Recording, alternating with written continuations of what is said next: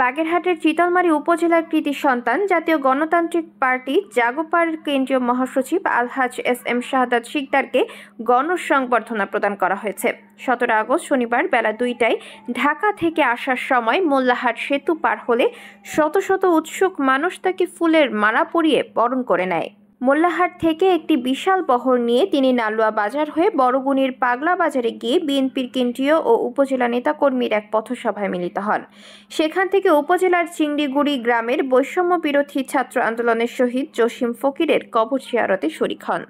এ সময় উপস্থিত ছিলেন বিএনপির সাবেক সংসদ সদস্য শেখ মুজিবুর রহমান, জেলা বিএনপি নেতা কামরুল ইসলাম গোড়া, উপজেলা বিএনপির আহ্বায়ক মমিনুল হক টুলু, সদস্য সচিব আহসান হাবিব ঠান্ডা সহ সহযোগী সংগঠনের নেতৃবৃন্দ এবং বিএনপির শরিক দল জাগোপার নেতৃবৃন্দ। সেখান থেকে বিকেল 5টায় জাগোপার কেন্দ্রীয় মহাসচিব তার বহর নিয়ে চিতলমারী সদর বাজারে পৌঁছান এবং এলাকার সাধারণ জনগণের সাথে কুশল বিনিময় করেন।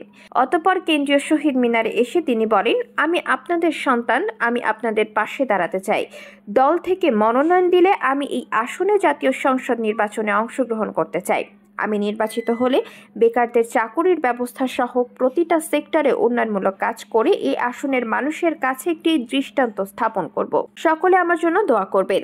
অনুষ্ঠান পরিচালনা করেন বিএনপি নেতা মোহাম্মদ বাদশা মুন্সি।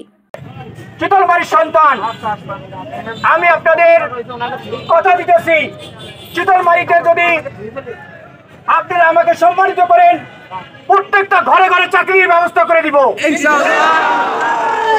যারা শিক্ষিত নয় তাদেরকে বিনা টাকায় বিদেশে কর্মসংস্থানের ব্যবস্থা করে দিব। যার যার যে যোগ্যতা আছে সেই যোগ্যতা অনুযায়ী আমি চাকরির ব্যবস্থা করে দিব। আপনারা চাকরি নিতে অন্তত কোনো টাকা পয়সা কাউকে দিতে হবে না। ইনশাআল্লাহ আপনারা আপনাদের সন্তানদেরকে মানুষ করলে উপযুক্ত শিক্ষায় শিক্ষিত হলে আমি প্রত্যেককে চাকরির ব্যবস্থা করে দিব। চিতলমারীর প্রত্যেকটি মানুষ যাতে আর্থিকভাবে স্বাবলম্বী হয় তার জন্য যে যে কাজ করণীয় দরকার আপনাদের পরামর্শ মোতাবেক সেই সমস্ত কাজ আমরা করব। আপনারা যদি চান, আপনারা যদি আমার পাশে থাকেন, এই চিতলমারী থেকে কেউ কখনো এমপি নির্বাচনে নির্বাচিত হতে পারে নাই। আপনারা যদি দোয়া করেন, আপনারা যদি আশীর্বাদ করেন, আমি ইনশাআল্লাহ এখান থেকে জিতে আসতে পারবো। এবং মোল্লাহাট বগুড়াটের সবাই আমাকে আশ্বস্ত করেছে, আমি যদি নমিনেশন নিয়ে আসি তারা আমাকে বিপুল ভোটে জয়যুক্ত করবে।